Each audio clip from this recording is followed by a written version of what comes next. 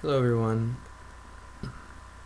We've heard of a lot of families who are struggling in their marriage relationships because of their children with special needs, and so we wanted to make this little video and talk a little bit about our relationship and some things that we have done to help keep us together and happy. We've also had a lot of struggles and challenges we've had to deal with our daughter who has short bowel syndrome, and it's definitely made our life very tough. And we face a lot of the same issues that many of you do, I'm sure. It's put a lot of stress on our family and our marriage relationship. And recently, in fact, we discovered as we were sitting down talking to each other that there was a lot of things that we needed to do to pay closer attention to our relationship, and I think having paid more attention to that, we've been able to do a lot of things to strengthen our relationship once again. A background of our story. Our daughter was born with short bowel syndrome, and she stayed in the NICU for 5 months. And she was actually born at CHOP, Philadelphia, the Children's Hospital of Philadelphia. And we are originally from Virginia, Northern Virginia.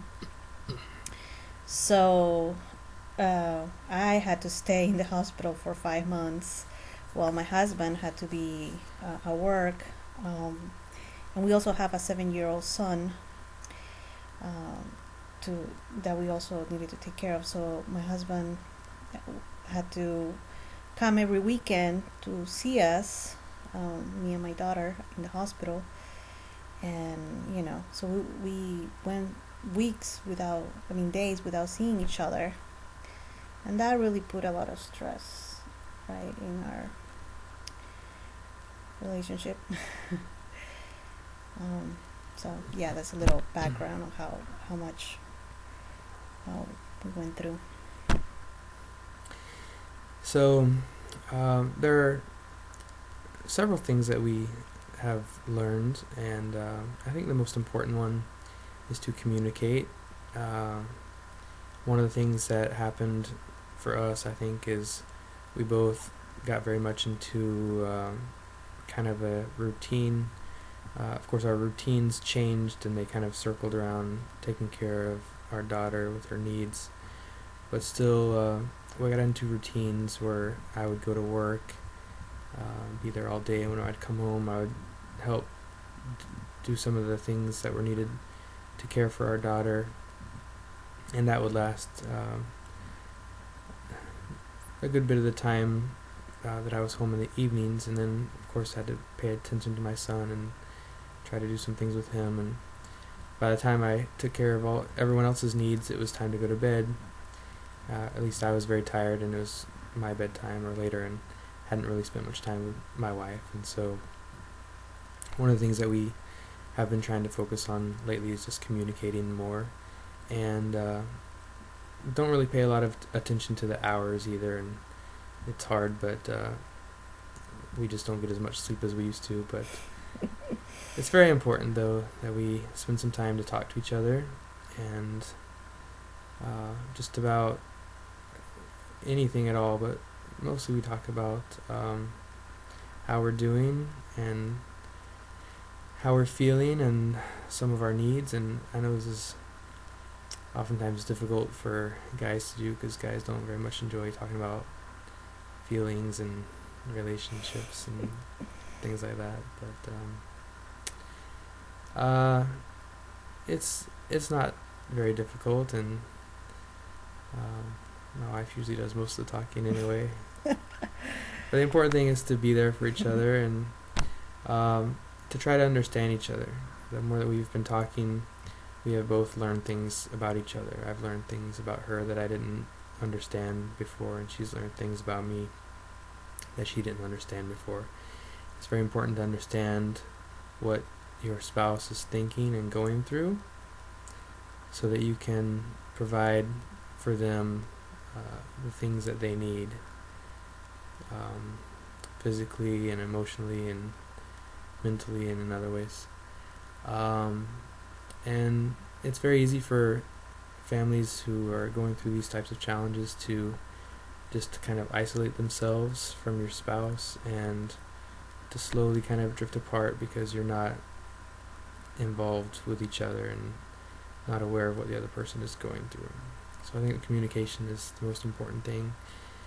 Another thing is to make time to have fun together. I think that's one of the big things that we were really missing for a long time, because being in the hospital and seeing doctors all the time just consumes so much of our time.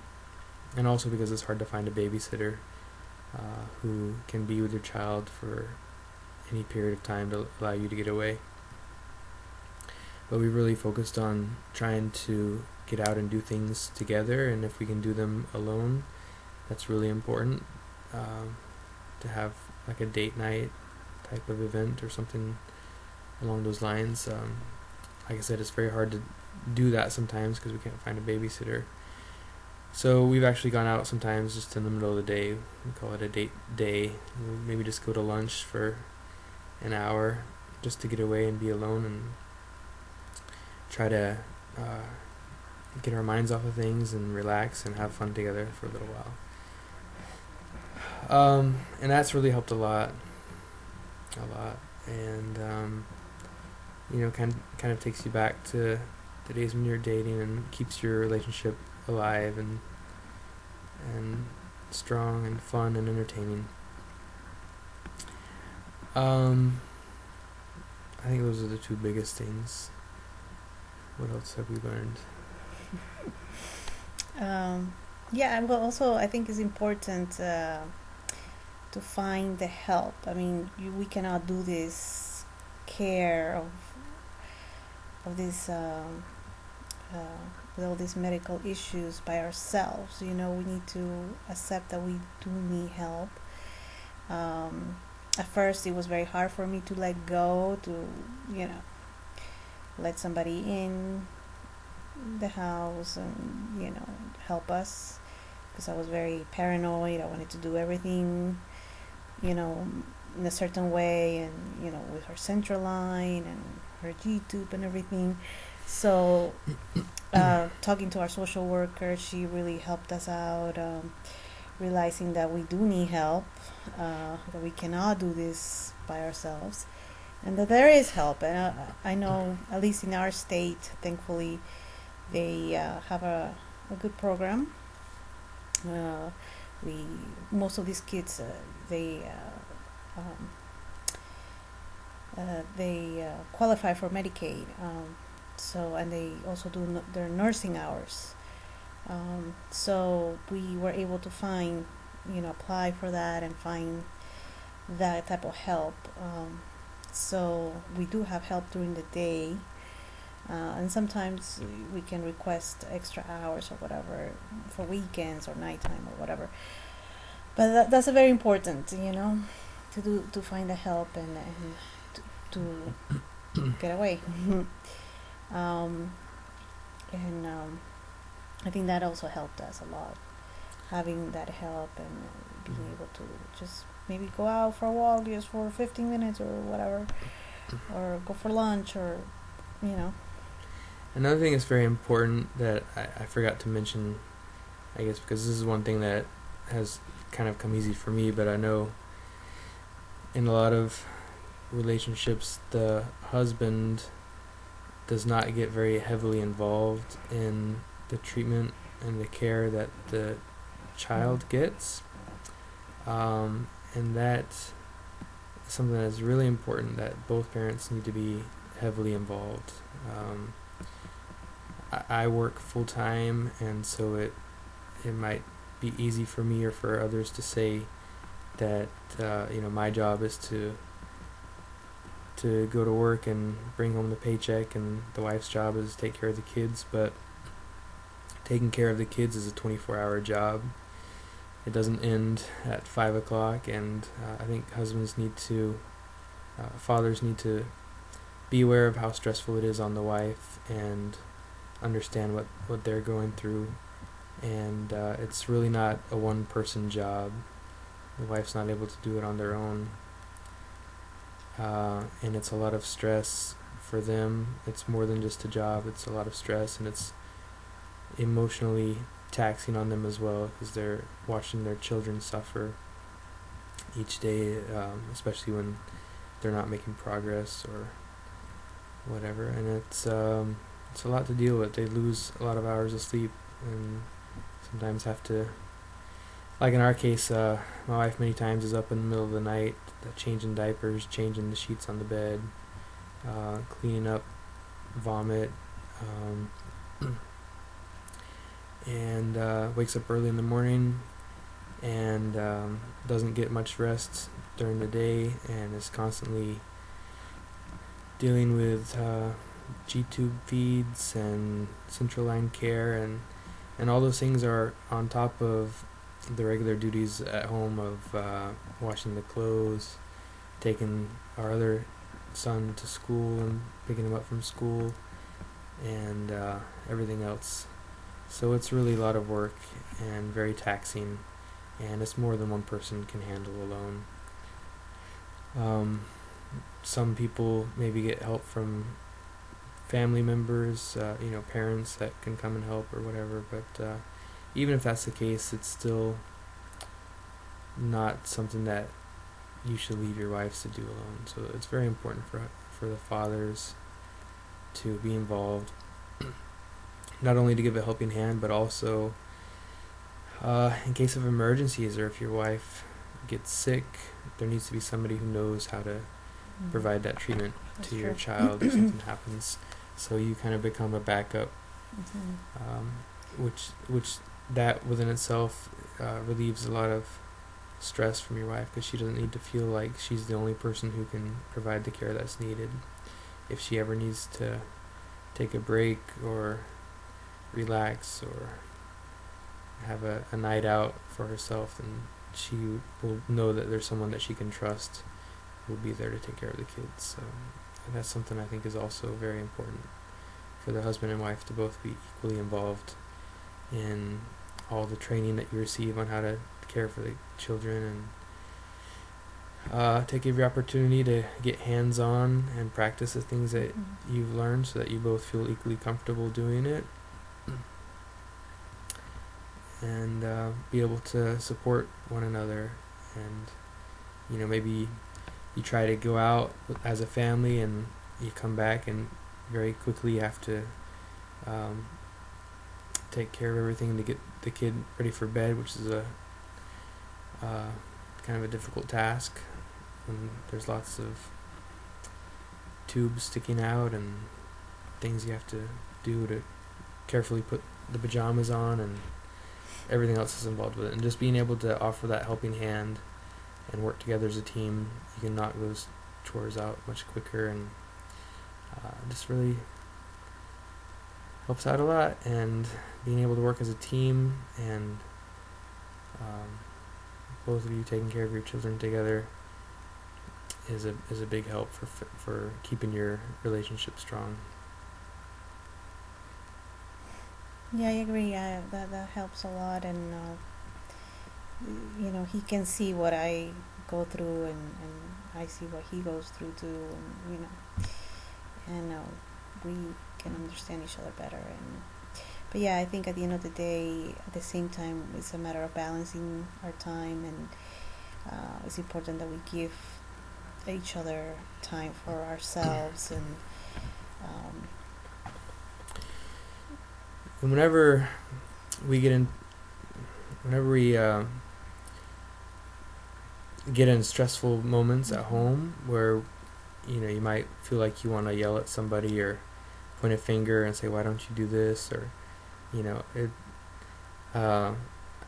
we hardly do that anymore. I think whenever we feel the need to get angry, we just kind of hold our tongue and stop and think. And the more that you are involved and understand what the other person is going through by communicating and by being involved in the care and things, you can very quickly kind of stop and think of lots of reasons why your spouse may be acting the way they are or saying some of the things that they've said, and you can understand where they're coming from, and it's much easier that way to de-escalate a stressful situation and not let it explode into a big argument or something like that. I know that we've both, I think, even though our lives are much more stressful and difficult now, I think we've both been a lot more laid back in that sense, that we don't get angry very quickly.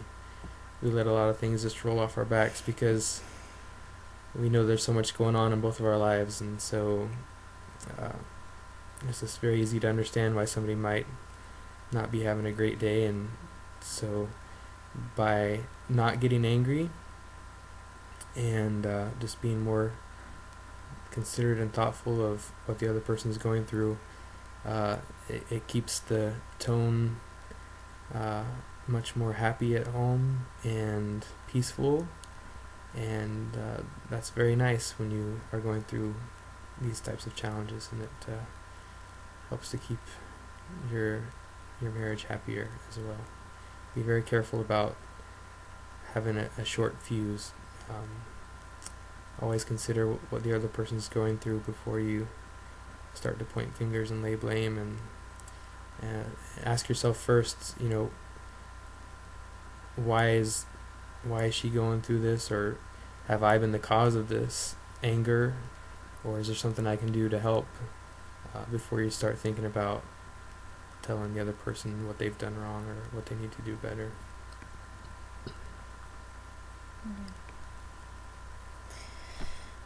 So anyway, it's we just wanted to share with our point of view and how we have been able to manage it, and I think we've been doing pretty good so far. I mean, it hasn't been all that easy, we have our moments, but I think we have been able to balance them out, and but yeah, communication is the key, and setting time for each other, and taking things one day at a time. Because this condition, it changes. One day is great, the other day is awful. But with faith and going, just seeing the good in every day, even if it's very little. Just concentrate on the good, that your baby's still alive. That's yeah. I want to also add, make time for things that are important. We talked about making time for your spouse, but think of all the things that are most important in your life and make time for them, even if it's only a few minutes. The quantity is not as important as the quality. So another thing, if you go to church, then make it a priority to try to go to church if you can. Some of the things that we try to prioritize is spending time together as a family, making sure we give attention to our son as well, who doesn't have special needs, but he's our child, so he has needs. So we try to always make time for him. We try to make time for each other. We make time to go to church, and things like that it's very easy to say, well, we're too busy, we've got too much going on right now, let's just not go today. But it's something that has been a priority in our lives before, so we recognize that it needs to still be a priority. And it's very important, I think, that you prioritize the things in your own life, what is most important to you, what are the things that make you happy, and make sure that you make time to do those things, even if it's only for a few minutes a day or a few hours a week. Make sure that you make the time to do those things. Having special needs consumes a lot of your time every day, but I think in most cases it probably doesn't take a full 24 hours, or if it does, see if you can find someone to help you out for even just a few minutes so that you can do some of those things that are important for you. You got to be able to take care of yourself and your family as well as your child with the special needs, and if you don't find that balance in your life, then it's going to make things a lot more difficult. Yeah, you will break, and you need to be okay, so that you can help your kid and your other kids. for families. So it's important to get that help. So yeah, that has helped us a lot. So yeah, that's pretty much it. I hope we know this is a hard journey. It's not easy, but it can be done. You know, and we are a team, so that's what we always keep on remembering. That at the end of the day, we're a team, and you know, we gotta work together, and so and things will get better eventually. You know, so we just have to push forward and with faith. So hope our tips and tricks help somebody out there, and you're not alone. You know, you're not alone. It's just a matter of balancing your time. So Good luck. all right, that's all for today. Bye bye. Bye.